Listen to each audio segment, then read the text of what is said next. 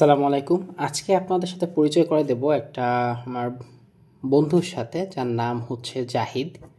তো জাহিদের একটু ওর বিষয়ে বলি, ঠিক আছে? জাহিদ হচ্ছে এমন একটা মানুষ যে নিজেকে ডিজিটাল মার্কেটার হিসেবে বিবেচিত করে এবং সে সারাক্ষণ ধরেন যে আপনার ডুম স্ক্রোলিং যেটা বলে, ডুম স্ক্রোলিং করতে থাকে।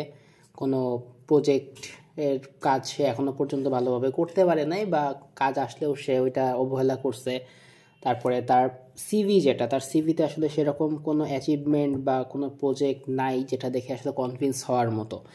তো জাহিদ বন্ধুর পার্সোনালিটিটা আসলে এরকমই বলতে পারেন, ঠিক আছে?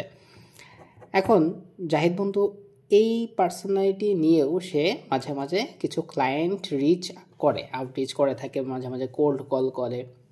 তো এরকম করে সে দেখলো সে আসলে লাস্ট মাসে প্রায় 50টা ক্লায়েন্টকে আউটরিচ করছে, কিন্তু সেখান থেকে মাত্র একটা ক্লায়েন্ট তার অনবোর্ড হয়েছে।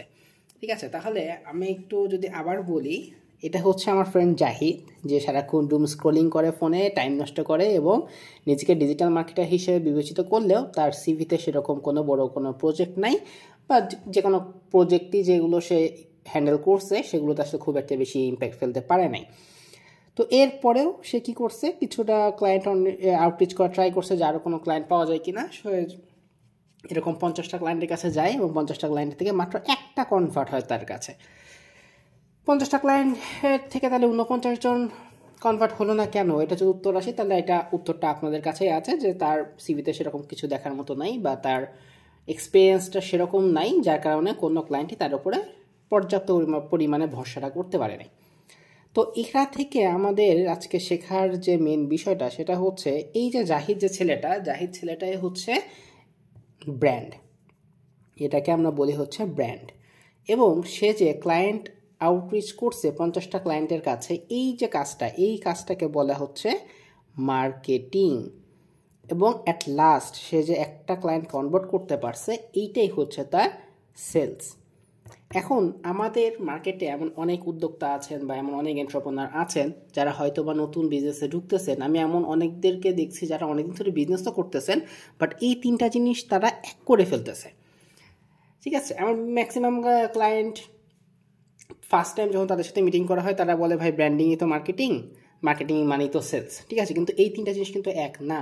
এই যে ব্র্যান্ডিং কোনটা, আমার এই যে ফ্রেন্ড জাহিদের কথা বলছিলাম, তার যে পার্সোনালিটি, মানে আপনার বিজনেসের যে পার্সোনালিটি, সেটা হচ্ছে আপনার ব্র্যান্ড। এবং এই ব্র্যান্ডটাকে কেন্দ্র করে আপনি কাস্টমারের সামনে যে যাচ্ছেন, এই যে যাওয়ার পরে যে আপনি বলতেছেন আমি এই, আমি সেই, আমার এই বৈশিষ্ট্য আছে, আমি অন্যদের থেকে এই জন্য আলাদা, এই জিনিসটাকে বলা হচ্ছে আপনি মার্কেটিং করতেছেন। এবং এই মার্কেটিংটা থেকে যারা যারা কনভিন্স হয়ে অ্যাট লাস্ট আপনার প্রোডাক্টটা কিনতেছে বা আপনার সার্ভিসটা কিনতেছে, সেটা হচ্ছে সেলস। তাহলে এই তিনটা জিনিস কিন্তু আসলে এক জিনিস না।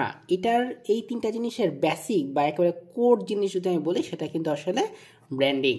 আপনার যদি ব্র্যান্ডিং ঠিক না থাকে, বা আপনি ধরেন যে আপনি আসলে একটা ইন্টারভিউ দিতে গেছেন, বাট আপনি পরে গেছেন হচ্ছে লুঙ্গি আর একটা ধরেন সাধারণ টি শার্ট পরে গেছেন, তো এইটা কি আসলে ওই এনভায়রনমেন্টের জন্য একটা সুইটেবল এনভায়রনমেন্ট, বা আপনার সুইটেবল কি পোশাক আউটফিট কি এটা হয়েছে?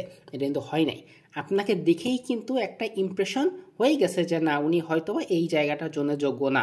তার মানে আমি বুঝতে পারতেছি যে এই ব্র্যান্ডিংটাই হইতেছে আপনার পোশাক, এবং এই পোশাকটা পরেই আপনি আপনার কাস্টমারদের সামনে আপনার ইন্টারভিউ দেন, মানে আপনার প্রোডাক্ট নিয়ে কথা বলেন বা কনভিন্স করা ট্রাই করেন আর কি। তো এইটা দেখার পরে কাস্টমার যদি কেউ আপনার ব্র্যান্ডিং দেখে যদি কনভিন্সড হয়, তারপরে আপনার মার্কেটিংয়ের যে স্ট্র্যাটেজি আছে ওইগুলো মেনটেন করে সে কোনো মানুষ যদি কনভিন্স হয়, তারপরে যদি সে একদম লাস্ট যে পর্যায়ে, যেটা হচ্ছে আপনার সেলস, এটা কিনে থাকে কোনো প্রোডাক্ট বা সার্ভিস যদি নিয়ে থাকে, সেটাই হইতেছে আমরা সেলসের মধ্যে বলতে পারি। তো এই তিনটা জিনিস কিন্তু কোনো সময় এক না। আশা করি আর কোনো সময় কনফিউশনে হবেন না। যদি কনফিউজ থাকেন এখনো পর্যন্ত, তাহলে অবশ্যই জানাবেন, ইনশাল্লাহ সেটা আরও বিস্তারিতভাবে জানানোর ট্রাই করব। ধন্যবাদ। আসসালামু আলাইকুম।